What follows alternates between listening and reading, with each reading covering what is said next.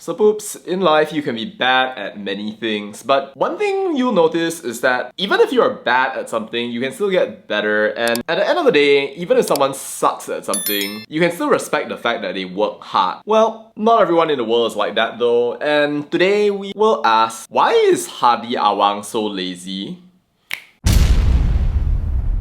So poops, Abdul Hadi Awang is the laziest man in the Malaysian parliament. Which is kind of sad because Abdul literally means servant. If you look at his attendance record, the man basically never shows up. He has showed up only 28.9% of all the parliament sessions that he should have gone for, which is kind of like if someone hires you to work for 5 days a week, and for your entire career you only work Monday, Tuesday, after lunch it's bye bye bye. Basically, one of our favorite Penunggang Agamas wrote a Minder President past post about how he is not a Penunggang Agama, playing his old anti-Islam broken record Penunggang activity. Wow, by the way, a whole bunch of people made these very funny, very creative pieces one after another. One of which goes, with all due respect, if you have time to publish this, then you have time to attend the parliament session. Heart, Sapu. Yeah, bruh. Why are you so lazy? You talk about how, oh no, if the Muslims don't engage in politics or blend religion and politics, it's so bad. But you don't even show up for the debates. Mana aci. I think you can kind of see that this is a classic example of what we call makan gaji buta. Show up, collect money, don't do your job, and keep doing it over and over again. You know, there were even reports that talk about how he can earn hundreds of K just by being in his position and basically not showing up. And you might think to yourself, oh, he gave so much service, but no, that money comes from taxpayers, aka 15% of employed people in this country, aka people are basically paying this guy to gaslight them, even when he never shows up. Now, if you've met a lazy person in your life, you probably know the mental gymnastics that they can get up to make excuses for why they didn't do this, they didn't do that. Oh, sorry, I didn't do my homework this week because my dog died.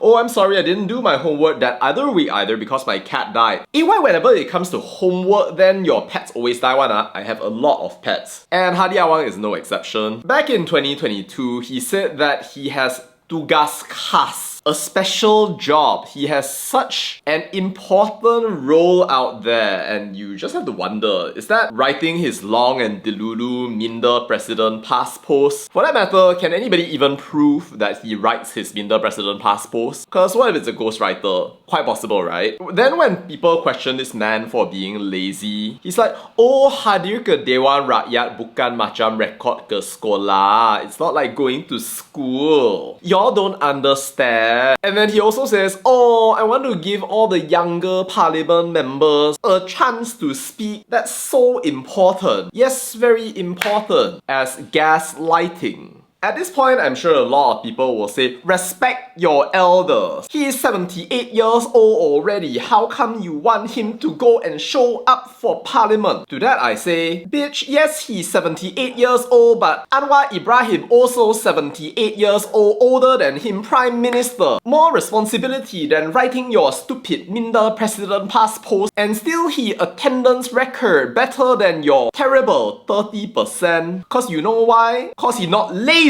like you. Uncle, I know that you're old already, and being elderly suggests that you should receive respect. But I think another part of growing old is that you should learn how to stop gaslighting people. Maybe you should spend more of your time guiding people so that they stop linking M's and C's, yapping about clubs and normalization while ignoring the drugs and sumbang mahram in all your past states. Maybe you should stop making excuses like a budak malas and actually show up for parliament instead of filtering things through your menantus one after another because you're not actually interested in what happens in parliament. To be fair to him though, with old age comes experience and getting better at doing the job that you actually want to do. And to be fair, our president for life was probably never interested in the Dewan Rakyat. He's not interested in speaking for the country. Not that the people who voted for him would actually care, because they're not these guys who are mocking him all over social media. They are the people who are too dumb not just to vote but also to use social media, because the gaslighting goes way beyond the internet and back into the pasty kindergarten. So yeah, I guess he can still win win the election without showing up for parliament at all. But if he does, then you know that it was the dumb people who were voting for him, and if they win, good job to them, but Malaysia is cooked.